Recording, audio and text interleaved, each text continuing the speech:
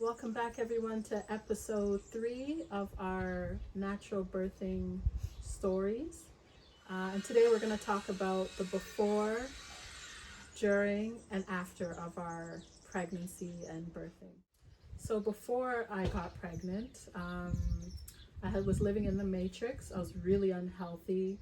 And as you guys know, in I think episode 1, I talked about depression, being in a community where there was a lot of just heaviness. So I was overeating. For those who know Ben and Jerry's, was eating tubs of Ben and Jerry's at night, and crisps, chips. So I was very unhealthy. And when I came to Pineal, we have amazing cooks, and that changed the game for me. It changed my livity, or as some call it, diet. And that changed the game. So I ate a lot of fruits. I was eating organic foods, drinking lots of water, and that changed. I lost a lot of weight, but I also saw my skin change, my hair changed. It got really shiny and bright, and so that really helped my journey before pregnancy. Also, I was very active while I was here. So before, I was in a community as a teacher where majority of the year is winter and it's -60. So I was at home most of the time. But here at Pineal, we were really active. We were going for family walks. You're just always on the move doing something. So I saw my body really change inside and out. Not only was I becoming healthy spiritually in my mind, but I was becoming healthy physically and emotionally as well. And so that really is important, I feel, before giving birth to a future. Because when you give birth to a future, when you conceive, how you are in your present moment is what your future will they'll take on. And so unconsciously, I didn't do this purposely or intentionally, if I'm going to be honest, but just being at Pineal really changed me, so that when I did get pregnant, I was fit and ready. And so we'll talk about during my pregnancy. During my pregnancy, the first trimester, I ate lots of fruits. I didn't eat much. I didn't feel like eating much. A lot of things put me off, so I was eating lots of fruits like watermelon, cherries, strawberries.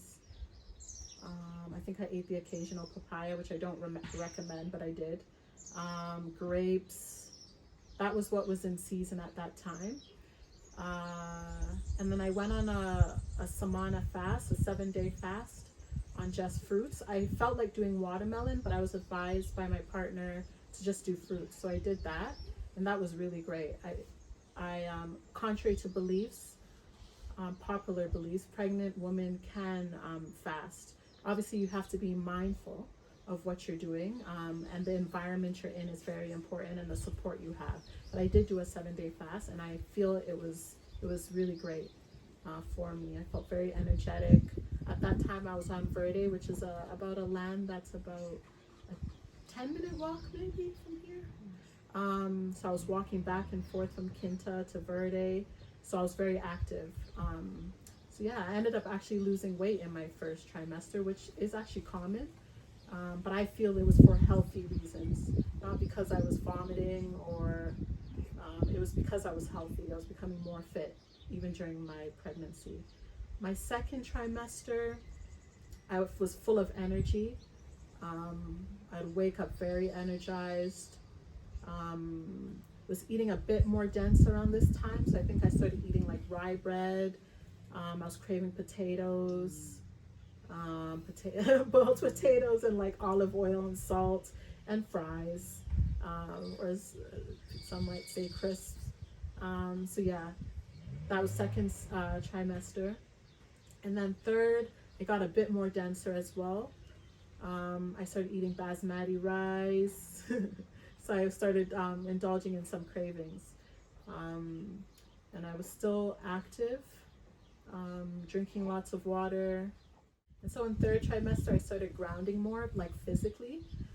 So I started preparing my space. So we put up a tent. We put up the birthing pool. We decorated the space. At this point, I had identified who my doula was going to be, and her name is Amuna. And so we would work together. She would check on me every day. I was practicing breathing. So we were, Leela and Amaya and Amuna were practicing breathing. We were also reading books. I was looking at people's story, natural birthing stories. And I did a lot of positive affirmations and positive visualizations of my birth. Because I did grow up in the matrix, and so there was some reprogramming I had to do, because you're told you need to go to the hospital. You're told giving birth at home is something people did thousands of years ago. So I realized that there was some fear subconsciously there. So I did things like read books, picture myself giving birth to Ether in a positive space, in a good space. And yeah, practice my breathing techniques. And that really helped me. Wednesday, December 7th, around 9 or 10 a.m., what I thought was my water breaking was actually the loss of my mucus plug. So I started to feel light contractions. And I got into my space, which was the tent. And I was just in there. And so it was myself, Agua, and Amuna. And we were just in there. We had another thing I did to prepare, or my doula did, which was Amuna, is we had snacks and drinks so we could just be in the space to culture that space. On that day, my contractions got heavier and heavier, and I actually lost my water at midnight, so December 7th. And that's when the contractions got really, as we say here at Pineal, peak. So at first I thought, oh, these contractions on December 6th was the contractions. I was like, wow, if this is giving birth, like, I'm good. And then I lost my water while sitting in a rocking chair, and it was like, anybody who's given birth knows, but for those who don't, it was like a rush of water. And I was like, oh my goodness. And I got up, and Muna was like, don't worry about it. I was like, no, don't worry, this is your water breaking. Yeah, and the contractions were peak from then. And then Agua and Amuna got the water ready in the pool. So at this point, the pool was empty because we wanted the water to be warm. So at this point, they put water in the pool, and I got in. And from there, it just got peaker and peaker. But I practiced my breathing skills, and 4:14 a.m. So I lost, my water broke at 12 midnight. And then 4:14 a.m. Ether came into this earth. And wow, I'll never forget. I have so much respect for women. I'll never forget that experience, ever. It has impacted me greatly. And whether you do natural birthing or you've done birthing in a hospital, I have so much respect for the power we have as women to bring beings into this world. And so, yeah, it was amazing. And I give thanks for the environment that I'm in, and for my support system, because it wouldn't have been the same without that. And I'm so glad that I didn't have to give birth in a mask. I didn't have to give birth in a hospital with bright lights and people I don't know. It was a space I created. It was a space I designed with my partner and with people I love. So Ether came into a very low, dim lit, natural space. Easy on her system coming into this new realm. It's beautiful, and I've seen how that has really impacted her for the better. And so yeah, so now it's 3 months today, Ether and Yala, and yeah, it's 3 months today, and I'm so grateful for sovereign living, for off-grid living, for organic living. I'm so glad that my first future, I got to experience it this way, and that I don't have to experience the trauma of, birthing in the matrix. Though that comes with some pros, I feel this for where I'm headed in my purpose. I'm so glad this is my first experience and Ether's experience. So yeah, we give thanks. As you can hear, Ether gives thanks, and yeah, thank you. Hi, this is Lila. Congratulations to both of these beautiful girls. It's 3 months today, as Rael mentioned. So before my pregnancy, I was already becoming vegetarian. I stopped eating meat. I quit the dairy, but there was still things to refine, such as some fish, as well as the cheese, which once I came to Pineal, I quit completely. I was still smoking when I came to Pineal. After a certain time, then I quit. So before being pregnant, I lived for 1 year and a half, 1 year. And before coming, my idea of having futures or children was not in my plans, as I wasn't sure and I wasn't feeling safe, and how would be the environment to raise my futures in that whole system. Once I moved to Pineal, my inner self told me that this was the perfect place to raise a family in a safely organic and natural environment. So I met my partner here, Ja. After a year and so we've met, we got together, and then we planned to have our first future here. A few months before before being pregnant, I started my journey on Livity. So I became completely vegan. I started meditation, which was something I never did it before in my life. We were doing 2 hours a day, 5 days a week. And I started my journey of a more of an alkaline Livity, such as more fruits, green vegetables, and also introducing sea moss into my life, and lots of different types of teas, herbal teas. As I got pregnant, the Livity carried on the diet with the fruits, the sea moss, herbal teas, the meditation. Some breath work was introduced as well. Swimming, because I got pregnant in March, so I spent the whole summer going to swims and walks every day. We're also becoming to a point we were coming into winter, like October, November, and we are doing some cold immersions like twice a week. So every twice a week we would come in a rising, walk to the closest lagoon, which is about 15 minutes from us, and we do a cold immersion for about 5 to 10 minutes. That was like revigorating and revitalized all our body, and we feel great after that.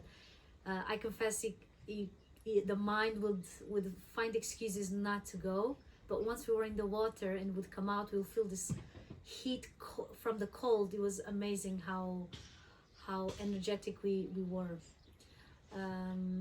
Also, we were doing what we call the PIP squad, which is basically exercise every day.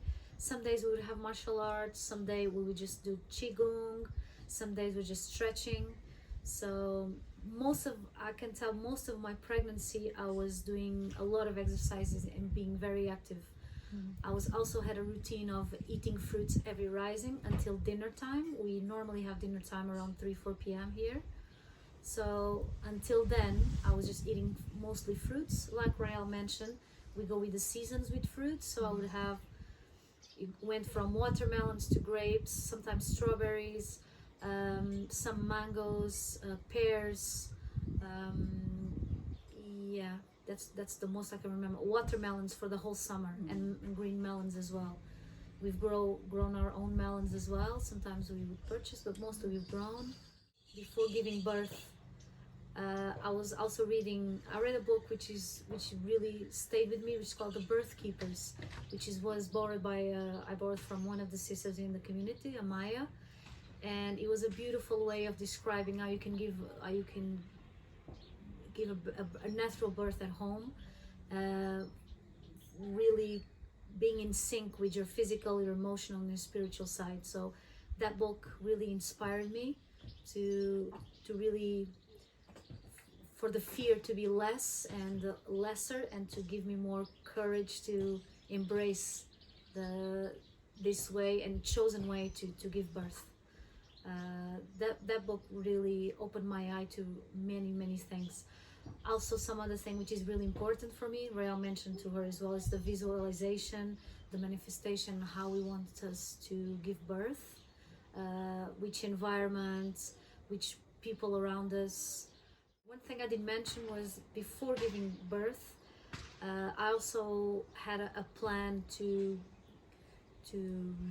how the setup was going to be as to giving birth.